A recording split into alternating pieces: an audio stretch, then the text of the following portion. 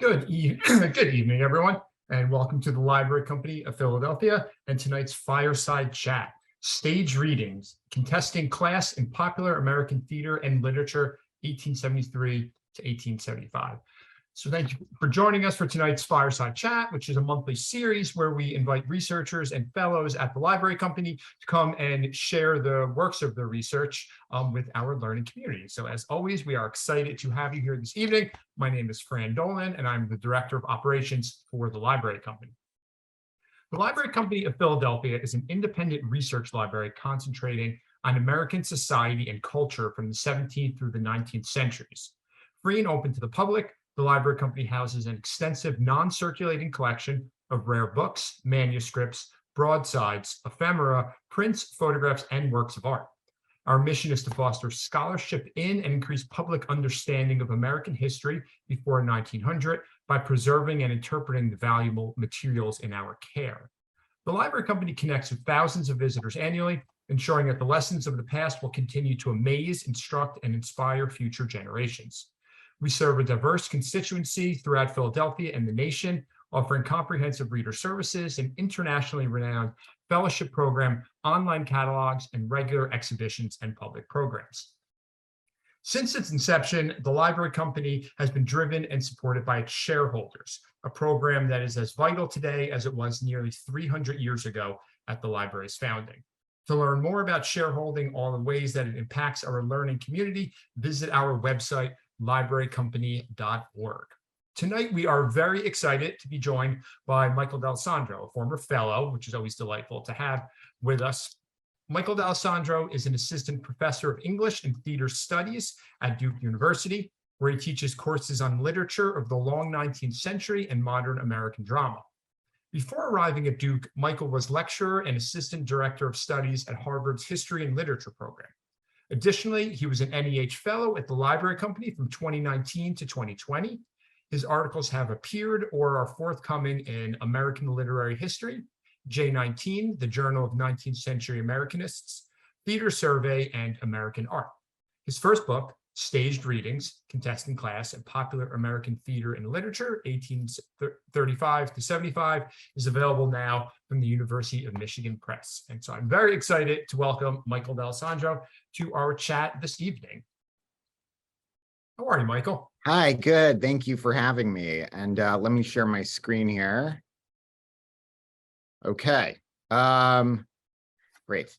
So before I start, I do want to thank Fran and Allison for having me here tonight, as well as the Library Company. So last time I was at Library Company was actually for an NEH fellowship in 2020, and in the spring of 2020, and we were sort of abruptly sent home. So it's great to be back, at least virtually, to a space that has contributed so much to my research over the years. So today what I thought I'd do, or tonight what I thought I'd do, is give a broad overview of the project itself, introduce you to the historical moment and some of the cultural issues at stake, and then spend the majority of my time sharing material from my fourth chapter on parlor theatricals, which was drawn largely from my time researching at the Library Company and the Historical Society. So, so this book began as a way of trying to understand the overlaps between 19th century American theater and literature. The worlds were seemingly always colliding. For many years, theatrical montages kept popping up in novels. A third of the way through Moby Dick, Herman Melville briefly converts his novel into several dramatic dialogues, complete with stage directions. While novelist Stephen Crane and Theodore Dreiser wrote extended scenes portraying the era's melodrama stage. Just as importantly, literature permeated the theatrical world. Best-selling novels like Harriet Beecher Stowe's Uncle Tom's Cabin, Eden Southworth's The Hidden Hand, and others served as source material for myriad popular stage adaptations in the century's second half. So I've long been interested in these connections between the two media, and so many of them involve overlooked lowbrow material, including tawdry melodramas and fear-mongering temperance speeches, graphic blood and thunder fiction. And so as a researcher, I spend a lot of time in the cultural muck, I like to say. And it's actually quite an enjoyable place to be. But for this book, as I continued working through various archives, my central questions came into view, and they were sort of like, what were the theater going and reading habits of various Americans throughout the 19th century? Why were there so many narrative and visual exchanges between 19th century drama and literature? And finally, how did these intersections across the media help create and solidify different social classes in America? So accordingly, my project, over the course of 4 chapters, considers consumers not solely as readers or not only as theater goers, but as both. And I build off of scholarship in print culture and theater history and literary studies. Each chapter centers on a specific way in which 19th century theater infuses itself into literature, or one in which literature infiltrates theater. In chapter 1, which is actually distinctly focused on antebellum Philadelphia theater history, I trace how sensation novelist George Leppard imports melodramatic stage tropes into his 1844 best-selling novel, The Quaker City, to galvanize a working class readership. My second chapter focuses on commercial temperance plays and examines how hack playwrights ripped off ex-drunkard speeches and autobiographies to create new middle-class theater audiences. In the third chapter, I focus on how Dion Boucicault's popular stage melodrama, The Octoroon, recycles narrative tropes from blackface minstrelsy and middlebrow sentimental fiction. My fourth and final chapter, which I'm focusing on today, examines how these aesthetic exchanges functioned in the private realm, specifically how parlor theatricals, inspired by popular literature, may have helped sharpen social class definitions. First, however, I want to set the scene in terms of theater going and reading and class structures in 19th century America. So as the century started, theater going was becoming an increasingly popular form of American leisure. Much of the earliest commercial theater was driven by working class audiences.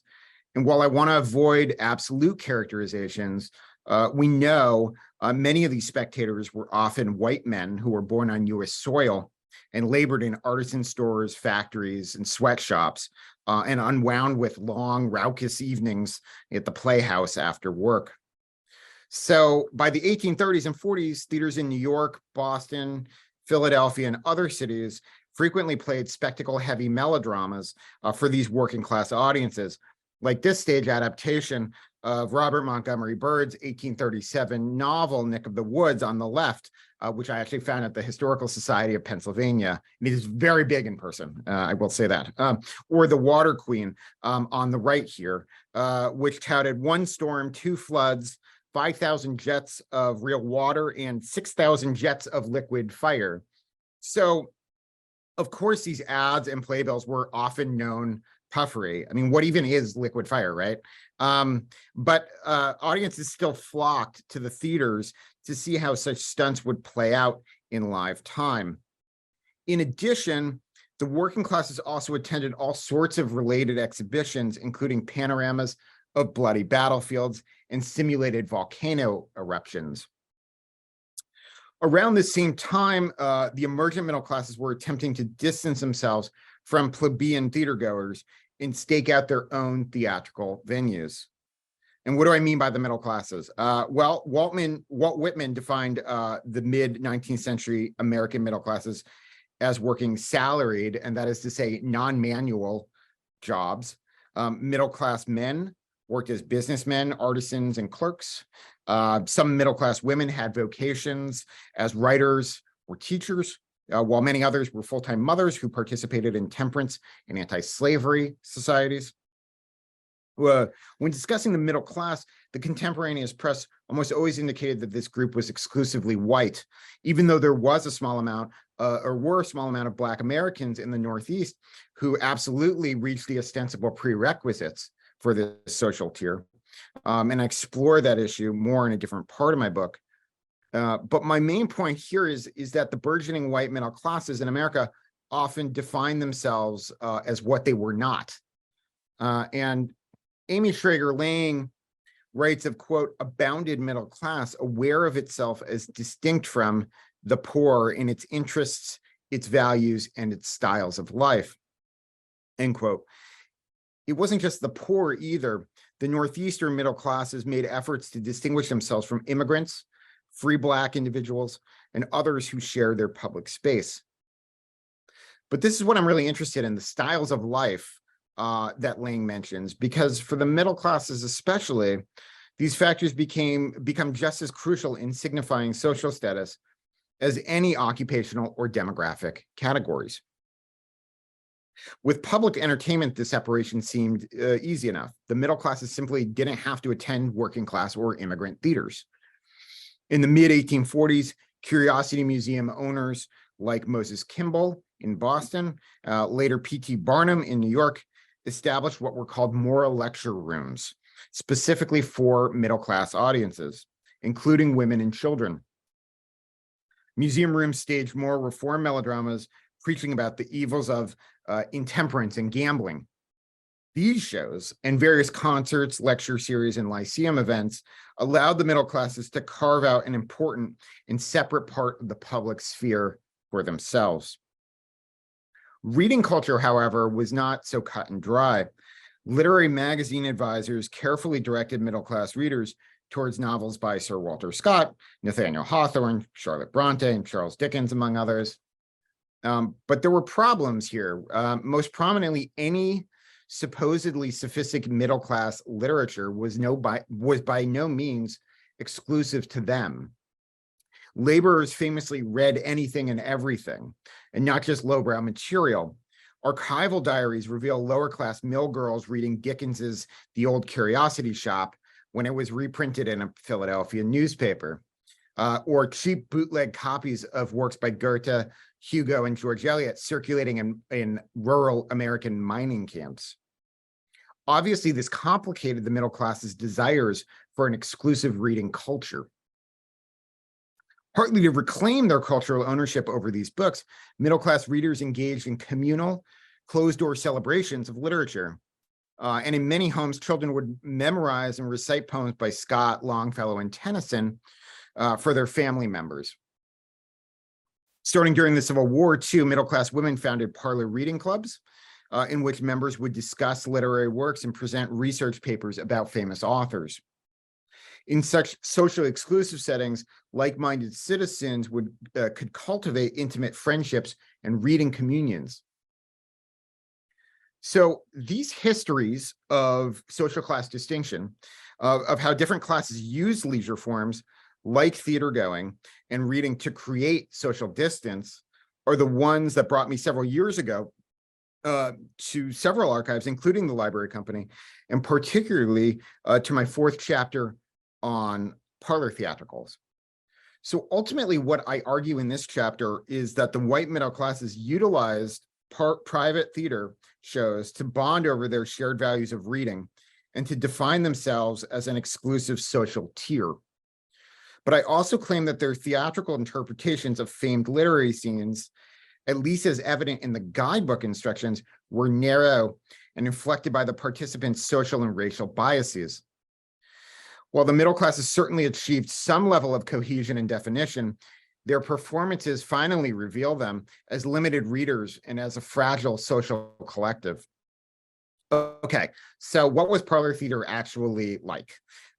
So some readers may know home theater scenes from famous works of literature like Jane Austen's Mansfield Park, Louisa May Alcott's Little Women, Edith Wharton's The House of Mirth.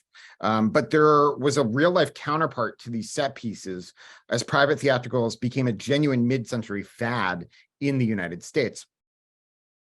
They derived largely from 18th century aristocratic circles in Europe, but in the US at least, they were an upper class and really most commonly a middle class hobby.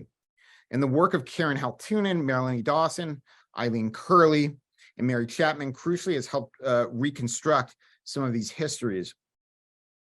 Instructions for home amusements appeared first in middlebrow periodicals like Godey's Lady's Book and Forrester's Playmate in the 1850s. Soon, book anthologies of these at-home dramatic entertainments appeared. From 1855 to 1870, at least 40 of these cheap texts were published, with titles like Amateur Theatricals and Fairy Tale Dramas, seen on the left here, or How to Amuse an Evening Party. And if you've ever come across these guides in the archives, you too know sort of what a fun treasure they are. And actually, I want to thank Connie King, who I understand is recently retired at Library Company. She helped me find a lot of them there, as well as Library Company's Emily Guthrie, who gave me great assistance with similar texts when she was at Winterthur. Within these guides, authors suggest that readers construct in their own homes a proscenium frame up to 8 feet high, as well as a stage platform, by nailing together long planks of wood. A drop curtain could then be nailed to the top of the frame, as seen in the left of this picture. For scenery, participants could paint their own diagrams or purchase pre-painted sets of gardens, woods, and cottage interiors from playtext publishers like Samuel French, as seen on the right. Guides provided instructions for various parlor games like charades, shadow pantomimes, and fairy tale tableau. Miniature plays would be performed with makeshift special effects, such as this illusion of a woman being caught in a windstorm with an assistant who curiously looks like Abe Lincoln out of audience view. So it might be easy to dismiss these as theoretical stagings invented by several publishers who just wanted to sell books. But primary evidence confirms that these shows were actually performed, and that participants indeed followed guidebooks in terms of both stagecraft and social function. Right into Godey's Lady's Book in 1860, New York City teenager Ella Moore discusses gathering with her cousins and friends for an evening of theatricals. Adhering to instructions, they fit a proscenium wood frame within a doorway dividing 2 parlors. Before the show, they draped a crimson curtain from the frame in imitation of public theaters. And during the performance, they dropped transparent blue gauze from it to create a ghostly effect.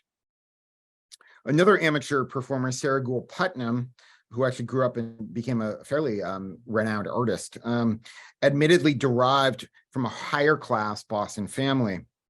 As a 19-year-old in 1870, Putnam also recorded staging several theatricals. She and a troupe of friends performed in the family's back parlor, while the entryway was filled with stools, high chairs, and even an ironing board for audience seating. She and her friends actually hand-wrote playbills and constructed parlor theater tickets. Here's some evidence of those that I found at the Massachusetts Historical Society. She has very neat handwriting for the period too, which is helpful. Her family members and friends, in turn, showed up to theatricals with bouquets to bestow upon performers after the show. Looking at examples like these, one of my primary contentions is that by imitating the commercial stage, from its audience behavior to its proscenium, to its scenery, to its makeup and costumes, which were also available for sale, amateurs imported that venue's potential for social cohesion. Through their participation in parlor theater, performers appeared in front of an audience of family and friends, and in essence could declare their membership in the middle class. And today I really want to hone in on one subgenre of home theater, tableaux vivants, specifically because they most often attempted to replicate scenes from the era's popular literature. So 10 years ago, I found this fascinating book in another archive. It's called Home Pastimes or Tableaux Vivants. And it's a 264-page guidebook with 100 tableau vivant descriptions and instructions. At least 12 books devoted exclusively to home tableau vivants were published between 1855 and 1869. Here are some more of them. Okay, so the theatrical tableau and its many manifestations dates to as early as the Middle Ages. But the popular form of the tableau vivant, at least as performed in mid-19th century American homes, followed a fairly strict formula according to the guidebooks. An evening's program would consist of 10 to 12 tableaux, which would range from famous paintings to historical reenactments, from fairy tale and folklore scenes to recognizable literary moments. In each tableau, performers would hold still poses for roughly 30 seconds until the curtain descended and they prepared for the next one. Most guide authors offered precise instructions about how performers should produce a scene, directing amateurs about how to position themselves physically, apply makeup, dress up props, and fix their expressions when acting. Tableaux vivants were almost always wordless, but sometimes music played in the background and tinted lights often colored the scenes. So again, a series of firsthand accounts, some with startling detail, indicate how these performances actually took place. For instance, teenager Ella Moore again reports performing 3 successive tableaux vivants representing Joan of Arc's trial and execution. They were staged in the parlor of Moore's home, and acting as Joan herself, Moore donned a tunic of imitation chainmail. For her first stage picture, Moore describes freezing still with her hands shackled after her military capture, while the second scene involves Moore posing stoically after being sentenced to death.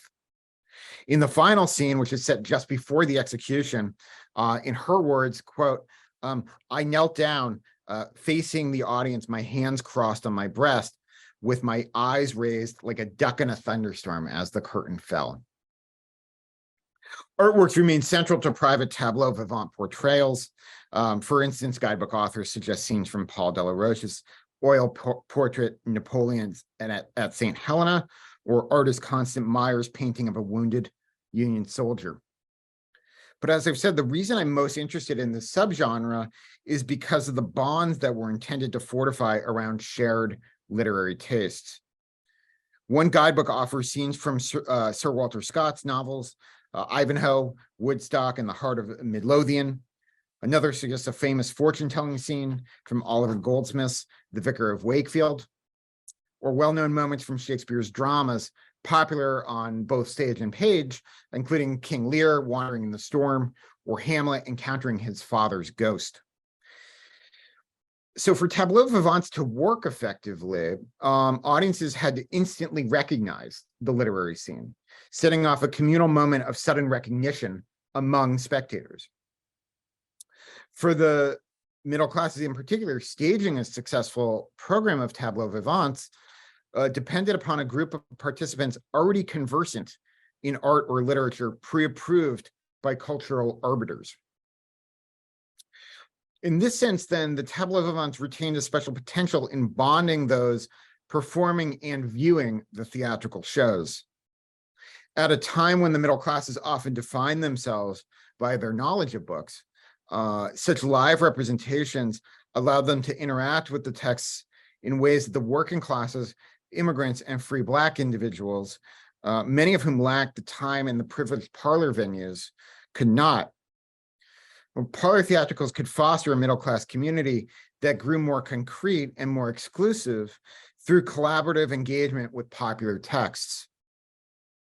I specifically want to show how this process worked and some of the problems that may have emerged, particularly regarding the intersections of class and race, through 2 case studies of tableau based on literature.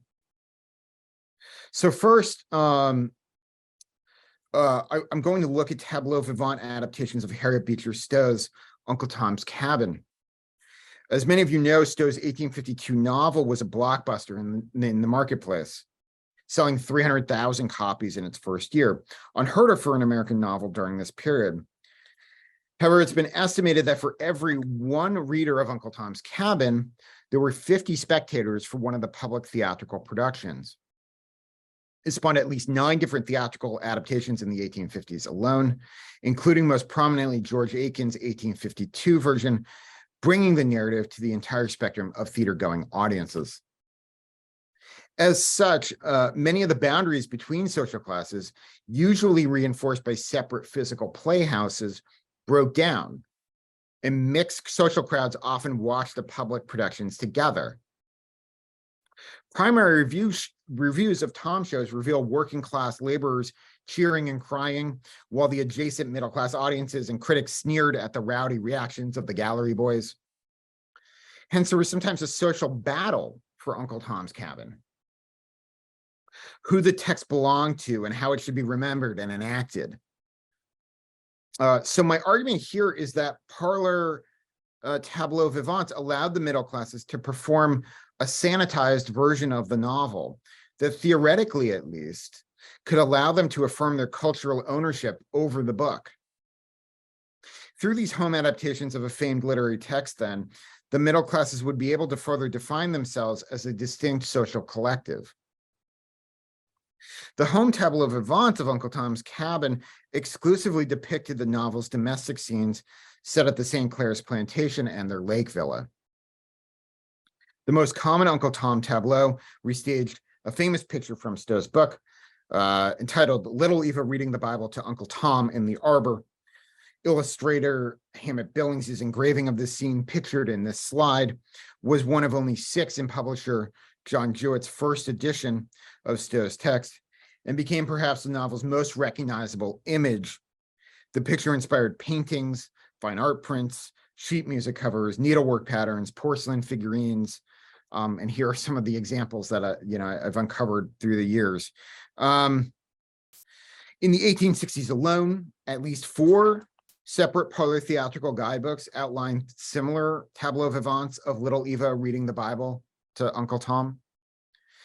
And the return again and again to this image reveals how the middle classes wished to visualize Stowe's novel as reflective of their own white, self-perceived genteel values. As I've noted, the commercial adaptations often gain notoriety for their sensation scenes, including most prominently this one portraying Eliza Harris escaping slavery and crossing the ice with little Harry. These were used in theater ads and were particularly popular among working class crowds. In contrast, the middle class's home tableau vivants discarded this sensationalism for the docile scene of garden reading. Of course, a small intimate scene like this one was obviously much easier from an amateur staging perspective, but there's also something vital thematically about the arbor reading scene. One guide prescribes a precise body position for Tom. Quote, Uncle Tom is seated on one side of the seat, his legs crossed, body bent forward slightly, hands placed on his knees, his head turned towards Eva, and eyes fixed on the Bible with an expression of pleasure and earnestness, end quote. The tableau exhibits Tom's body as controlled and his mannerisms subdued. Divorced from the novel's larger narrative, he appears as another open-eyed Bible reader, just like the middle-class parlor dwellers themselves. Hence, by pausing on Uncle Tom's Cabin at this moment, the middle classes could reduce the book to a single image that symbolized their supposedly cultivated reception, the way that they wanted to visualize the novel. Moreover, through this enactment, the middle classes could reclaim the text, or at least this part of it, from the competing populations that admired Stowe's book. Again, the scene contrasts sharply with those frequently advertised in the commercial plays that so often highlighted the exposed, commoditized Black body, such as a disconcerting auction scene and Simon Legree's whippings of Tom. And here's a juxtaposition between a commercial theater poster on the left, circa the 1860s, and an illustration from a 1905 children's book edition on the right that most closely simulates the tableau descriptions. Of course, the commercial set pieces centered on violence had their own troubles, right? Even in the productions that prompted white viewers to empathize with Tom's plight, such scenes of physical suffering risked, as Saidiya Hartman has put it, quote, fixing and naturalizing this condition of pained embodiment, end quote. But denying that such actualities existed, which a tableau vivant seemed to do, was alarming in a totally different way. As a frozen moment, the arbor tableau prompts participants to reclaim Tom's body as secure and untouched from the brutality surrounding him. This isolated, ultimately false version of the novel, one defined by bucolic placidity and ignoring the political and graphic corporeal realities of chattel slavery, was one that the middle classes chose to remember and embody. The problems only magnify when we take into account that guidebooks explicitly directed performers to act in blackface makeup. One guidebook reads, quote, color the exposed parts of the body black, the lips red, end quote. Another manual demands a curly-haired wig and specifies your, quote, hands must be colored with burnt cork, mixed with water and rubbed on until it assumes the required shade, end quote. In fact, the back pages of parlor guides sold wig and makeup kits with burnt cork and rouge specifically for this purpose. Applying blackface at home was not only encouraged, but expected. So as much as the white middle classes were trying to cohere around a specific, discrete interpretation of Stowe's text, they seemingly undermine themselves through the pragmatics of their performances. The blackface spectacle in and of itself, which suggested race could be taken on and off at will, exposed to subtextual racist and xenophobic ideas threading through many white middle-class circles in the Northeast. Furthermore, it ironically realigned the middle classes with many of the lower brow theatrical forms like minstrelsy and crude melodrama from which they were trying to separate themselves through parlor theater. The public Tom shows, whether straight adaptations or minstrel spinoffs, were based in a blackface performance mode that summoned, again in Hartman's words, a quote, derision, ridicule, and violence that ultimately restored the racial terms of social order, end quote. Ultimately, this was the polluted theatrical legacy that potentially made its way into white middle-class parlors. Thus, the parlor tableau vivants were indeed likely helping the middle classes to distance and define themselves, but not always in the ways that they anticipated. These Uncle Tom's Cabin tableaux were not, as many parlor theatricals sometimes were billed, innocuous entertainments. Neither did they really amount to a narrative about genuine literary appreciation or interpretation. Rather, they became, quite problematically, transparent narratives about white middle-class anxiety and reinforcement. Uncle Tom's Cabin was hardly the only text that middle-class amateurs may have performed to solidify their social bonds. Central among the other worthwhile case studies is a series of tableaux vivants based loosely on French author Charles Perrault's 1697 fairy tale Bluebeard. So the first most prominent version of the Bluebeard tableau was published in 1868 in Harper's Bazaar magazine, notably a middle-class publication at the time. And the illustrator of the piece was none other than Winslow Homer. For those unfamiliar, the Bluebeard narrative usually follows a young woman, often named Fatima, sometimes not, after her marriage to a rich, frequently dark-skinned nobleman named Bluebeard, whose previous 7 wives have all disappeared. Bluebeard has, of course, spoiler alert, murdered them and placed their heads hanging in a secret closet, a room that has piqued Fatima's interest. The Harper's tableau pick up at the climax of Fatima's curiosity, and it's a 2-tableau series. And let me walk you through the instructions here. In the first tableau, which is seen on the top, Fatima holds the key in her hand, and quite the key it is, having just unlocked and opened the door of Bluebeard's closet. Unseen behind her, Bluebeard is grasping his scimitar and watching Fatima enter. After this tableau was enacted, the curtain would descend and the performance would break for several moments. Then the curtain would raise on the second tableau, seen on the bottom, which reveals the heads of the 7 young women suspended by the hair from the ceiling. So to achieve this effect, Homer includes a third drawing, seen on the bottom right, displaying how the performers playing the wives must stick only their heads through a piece of white curtain and tie their hair to a rope above. Most middle-class readers would have known the tale. Like Uncle Tom's Cabin, Bluebeard was a popular work in the public domain during the period. Besides Perez's version, dozens of adaptations followed in other languages, including most famously one by the brothers Grimm. Scene and chapbooks, which were short, self-contained, sort of like crudely illustrated publications for children, as seen in the McLaughlin Brothers edition at the center picture here, circulated widely in the US. Public theater also, again, informed how consumers interpreted the work.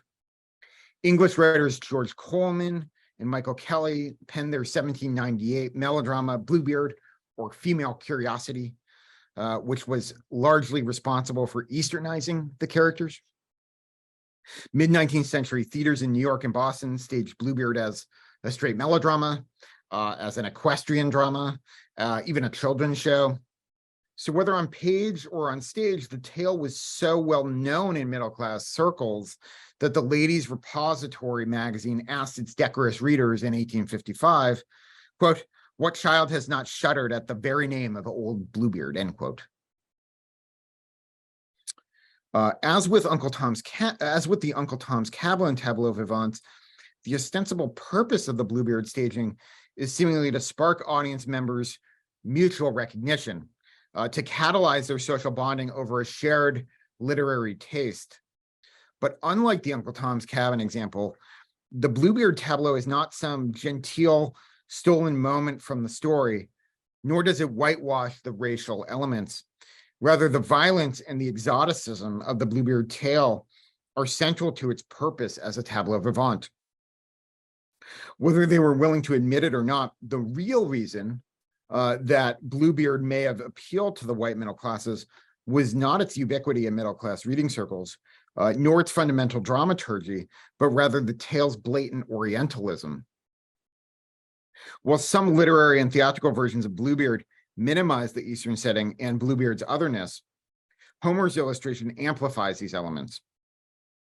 So going back and close reading the tableau now, the crescent moons on his shirt combined with the circles on the wall behind him establish Bluebeard as literally part of the Eastern scenery.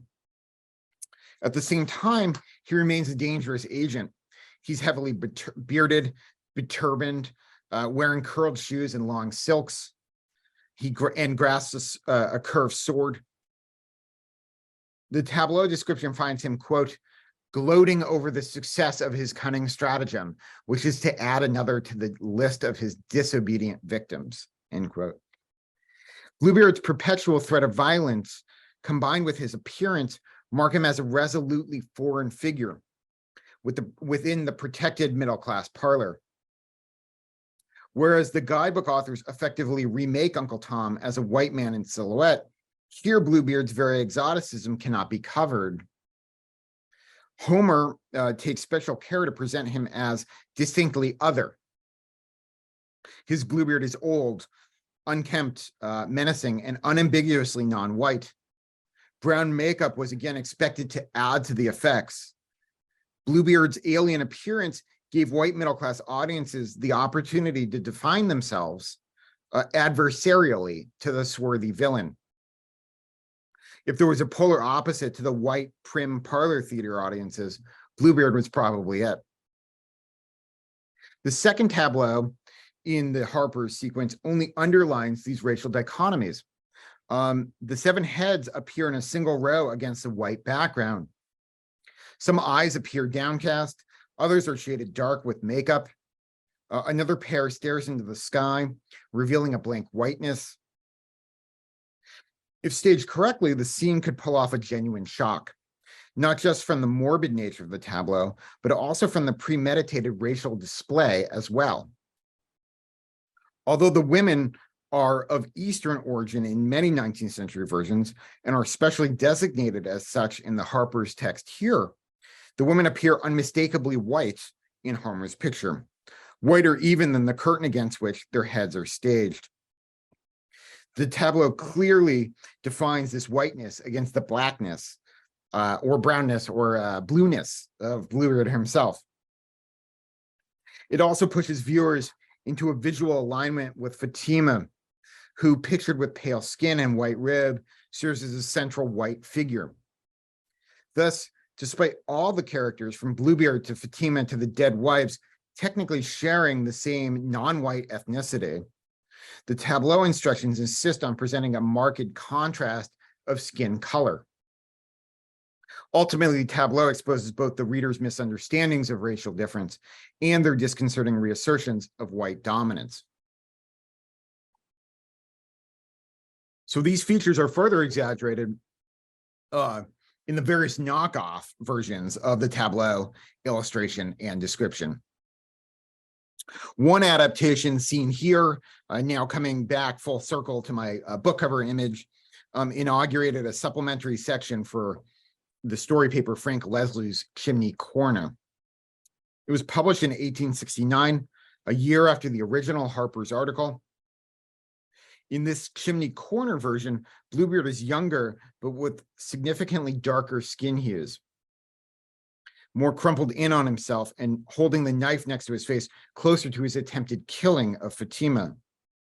Two suspended heads in the background propel the scene's terror beyond Homer's version in Harper's. The violence and the racial threat are more imminent this time around. Meanwhile, the well-dressed spectators whispering to each other only underscore the anticipated class and race-based reception.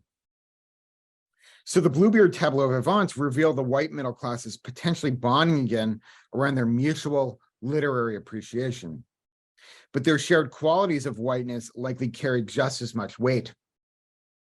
And by the postbellum era, that whiteness was becoming fundamental to middle class definitions in the Northeast.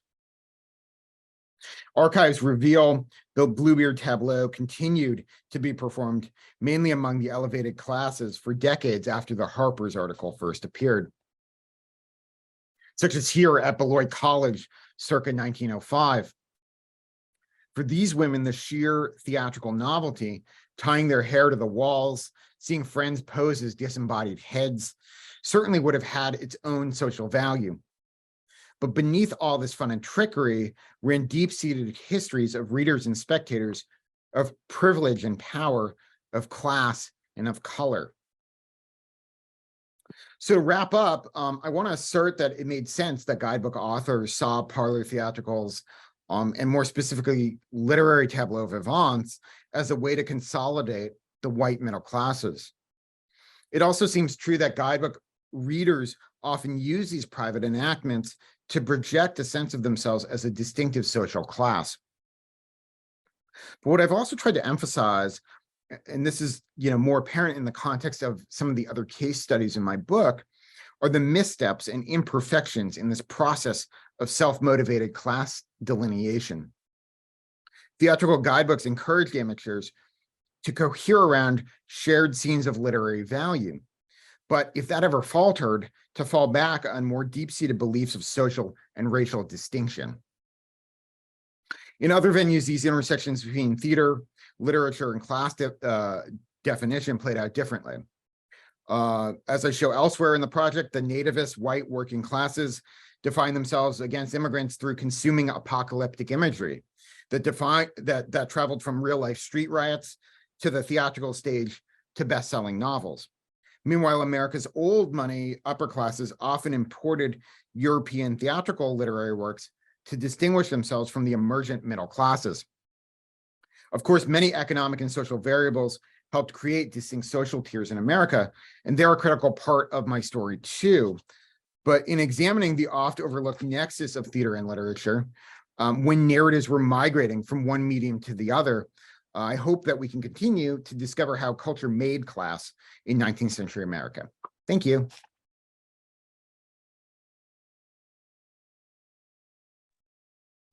Thank you so much, Michael. That was really interesting. And I love all the images that went along with that. Those are some really, really cool graphics to support the talk. So the Q&A is open now. You can submit questions through the Q&A function. You can send them to Library Company as well through the normal chat function if there's something that you would like to ask. I know that I really want to ask all about liquid fire. I'm not sure if you have all the info on it or not, so I won't press it, but liquid fire sounds very exciting. Uh, I would like to ask you about, I'm always curious with these when, kind of how your research got started, and what led you down this path. yeah, absolutely. And let me just I think I can stop the screen sharing. Yeah, so in terms of my work, so actually the project has many origin stories, but what I say is that one of them was when I was a graduate student and I was reading about this novel, George Lepard's The Quaker City, which takes place in Philadelphia. This is, for those who know, it's this crazy novel where there's where there's this mansion in Philadelphia, and basically all of the aristocratic members of society gather there at night and participate in these sort of murderous deeds. And there's a web-fingered doorman named Devilbug, and it's a classic for Philadelphians. And I read this book, and I read I was reading about how they tried to do a play adaptation of this work in Philadelphia. So again, it's sort of like that was the seed for this idea of how theater intersects with literature. And so I went to the library company and I went and found the original playbill for the Quaker City play, which was not performed because the mayor actually was worried about rioting for various reasons that I'm happy to go into, or you can read about in the book. And I wasn't the first to find this playbill, but there was something very exciting about that. I kind of caught archive fever, at library company when I was able to hold this playbill and really see this play, evidence of this play that was never performed, but that promised so much sensation and excitement for audiences who already knew the book. And so that's really was the beginning. And then I started looking through lots of playbills and broadsides through the McAllister collection at Library Company, and the Historical Society has an amazing amount of like oversized broadsides that are just really exciting. And so many of the graphics that you were liking, Fran, come from your collections. That's what we love to hear. Sounds like you spent a lot of time up on the second floor in the graphic arts department, for sure. Yes, I did. Yeah, they're great over there. What were some of the notable discoveries then? I mean, I'm a homer, so I'd love to know about, the library company, but in general, what were some of the things that really surprised you that you came across? Or, Well, cool, there's this upstairs in the library company on the second floor. There's this great book called Specimens of Theatrical Cuts. And what it is, and it kind of makes it into my book tangentially, but it's a book that has all of the images that theaters could buy and put into their playbills and their broadsides to advertise. So, but what's really interesting about it is that, like, for instance, if you were doing a production of Oliver Twist, there's different ways that you could advertise it depending on what types of theaters you were advertising to or advertising for. So if you were, playing to more genteel audiences, there's a picture there that you could buy of Oliver Twist, just, sitting in the streets, sort of like a poor orphan, right? So it pulls on the heartstrings. But then there's also another image where the villain of that book, Bill Sykes, is sort of like hanging from a rope by the rooftop. So again, thinking about the iconography that I just showed, that sort of some of the contrast between the sensational and the sentimental, it's all laid out in that book, and there's something like 500 images. So it's really that one always sticks in my mind. Sounds like targeted ads, much like we have today. Yes, exactly. Yeah, profile. Yeah. Yeah. Well, I mean, throughout your talk, I was listening. I was trying to think of kind of the analogies for today. What do you think is really the tableau vivant equivalent today, if there is any? Oh, that's a really good question.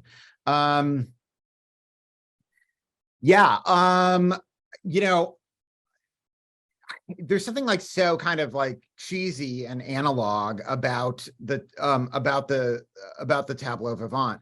I mean, like, I'm not sure I have like a sort of perfect one-to-one scenario, but what I do think about frequently is the ways that I do think frequently about the ways that we commune around different types of entertainment. And like, if we're talking about the ways that communities were forming around these tableau vivants in these private parlor venues, like the ways that, for instance, now we have viewing parties for television shows, or the ways that the ways that we sort of get together around movies, or even like reading clubs, like book clubs in different communities. So, that's kind of like the closest I can think of in my head. But like, I will say there are occasionally still tableau vivant shows that are performed now. I don't know what the difference is between how we consume them exactly, like, because our spectatorial sort of abilities have developed so much in a way, but they still do have these shows, and I've always wanted to make it to one of them. Yeah, I'm sure they would be super interesting. There's a question that came in through the chat. Mhm. You dig into the ways that middle-class theater during this period perpetuated racial othering. Are there examples of these kinds of theater doing similar discrimination against working class or poor white people? Oh yeah, so certainly, I really, that question makes me think of like some of the stage Irishman shows in the 1840s and 50s. So after, some of the larger immigration waves that came over, I mean, there's a series of stage Irishman plays, sometimes actually written by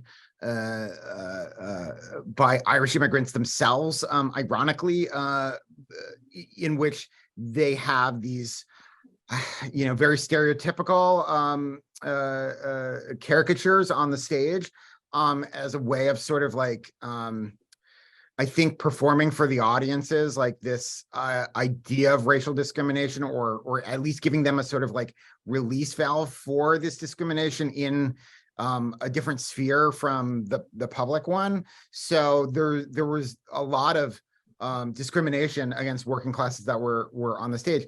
But I will also say that there were lots of plays in which working classes were sort of heroes in the plays, and so laborers would go to the theater, and they would see people like factory workers or sort of like orphans be the melodramatic heroes and heroines, and that was sort of also really important for them feeling as, a part of this nation, and feeling the sort of possibility of that. Cool. So we have a question now from Joelle in the chat, who says, "Hi, Mike. This was awesome. Not to push things annoyingly far, but you opened your talk with mentions of the very famous instances in which these parlor theatricals and tableau vivants appear in literature. So now we have scenes going from literature to theater and back to literature again. Have you done any work thinking about this retransformation that occurs with some frequency?" So, right. So it goes from theater to literature to theater again. Is that? Yes. Yeah, I have. And the book covers it a bit. And I think actually maybe the best example for it is in Uncle Tom's Cabin, or the one that comes to my mind, which is to say, so minstrelsy, blackface minstrelsy was a very popular form in the 19th century, in which, for those of you who didn't know, I mean, that there were these sort of, started by T.D. Rice in the 1830s, with his Jim Crow character. And so there were these sort of white performers who were putting on blackface and dancing jigs and having these very sort of like offensive, for the lack of a better a word, I mean, that's not a strong enough word, caricatures of black people, especially enslaved black people. So then that works its way into a lot of fiction and literature during this period, including Uncle Tom's Cabin. Now, Harriet Beecher Stowe famously hated the theater, but there's some way that minstrelsy, probably through, it's traveling from theater through newspapers and nonfiction into and other fiction into Uncle Tom's Cabin, where she was sort of importing these minstrel tropes. So then what we see after that is that those minstrel tropes that she's kind of appropriating are working themselves back into the theatrical adaptations of Uncle Tom's Cabin. But they're sometimes more sentimentalized because they've gone through this filter of Harriet Beecher Stowe's sentimental fiction. And so you're seeing a sort of like the reappearance of a minstrel character, but often more sentimental or sort of like more nostalgic, or again, I don't really know maybe the right word, because Harriet Beecher Stowe has enacted such an influence. And there's lots of examples like that. And it gets pretty wild with some of the city novels that make their way into sensation novels and back again too. But I'm happy to talk to Joelle or whoever about that at some other point. Thank you, Fran. Hopefully, Joelle, that answered your question sufficiently. Well, I want to thank you again tonight for joining us. This was really interesting. I'm glad that you got to finish up your research. I know that COVID kind of came along right as you were getting into some stuff. So I'm glad that we're able to get through that. So I want to thank you again. I want to thank Allison Kronstadt, who's behind the scenes and making all this stuff happen. And I hope to see everyone next month to join us with Katherine Johnson and her talk, The Nature of Slavery, Environment, and Plantation Labor in the Anglo-Atlantic World. So thanks again to everyone out there. Be sure to visit our website, librarycompany.org, learn about shareholding, learn about all the interesting programs we have going on at the Library Company. And thank you once again to Michael D'Alessandro for the talk tonight. It was really, really interesting. Thank you, Fran. Thank you, Allison.